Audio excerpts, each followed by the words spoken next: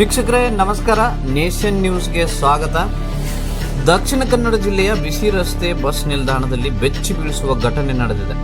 ಕೆಲಸ ಮುಗಿಸಿ ಮನೆಗೆ ಹಿಂದಿರುಗ್ತಾ ಇದ್ದ 25 ವರ್ಷದ ಯುವತಿಯನ್ನ ಜನನಿಬಿಡ ಬಸ್ ನಿಲ್ದಾಣದಲ್ಲಿ ದುಷ್ಕರ್ಮಿಯೊಬ್ಬ ಬರ್ಬರವಾಗಿ ಹತ್ಯೆ ಮಾಡಿದ ಘಟನೆ ನಡೆದಿದೆ.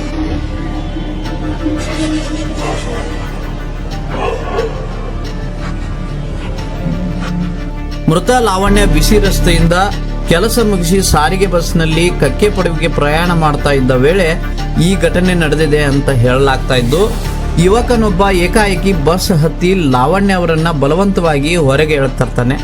ತೀಕ್ಷ್ಣ ಆಯುಧದಿಂದ ಹಲವು ಬಾರಿ ಹಲ್ಲೆ ನಡೆಸ್ತಾನೆ. ತಕ್ಷಣನೇ ಅಲ್ಲಿಂದ ಪರಾರಿ ಆಗ್ತಾನೆ. ಗಂಭೀರವಾಗಿ ಗಾಯಗೊಂಡ ಲಾವಣ್ಯ ಸ್ಥಳದಲ್ಲೇ ಕುಸಿದು ಬಿದ್ದು ಸಾವನ್ನಪ್ತಾಳೆ. ಆಸ್ಪತ್ರೆಗೆ ತೆಗೆದುಕೊಂಡು ಹೋದ ಮೇಲೆ ವೈದ್ಯರು ಮೃತಪಟ್ಟಿದ್ದಾಳೆ ಅಂತ ಕನ್ಫರ್ಮ್ ಮಾಡ್ತಾರೆ.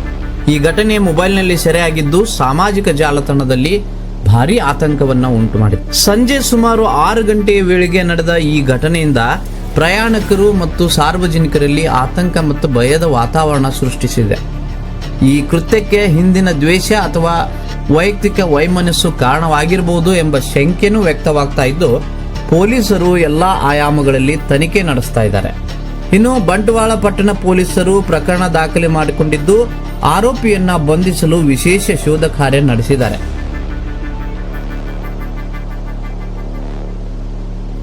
ಈ ಪ್ರಕರಣದ ಕುರಿತು ಇನ್ನಷ್ಟು ಮಾಹಿತಿ ಲಭ್ಯವಾಗ್ತಾ ಇದ್ದಂತೆ ನಿಮಗೆ ತಲುಪಿಸಲಾಗುವುದು. ಇನ್ನಷ್ಟು ನಿಖರ ಸುದ್ದಿಗಳಿಗಾಗಿ ನೇಷನ್ ನ್ಯೂಸ್ ನೋಡ್ತಾ ಇರಿ.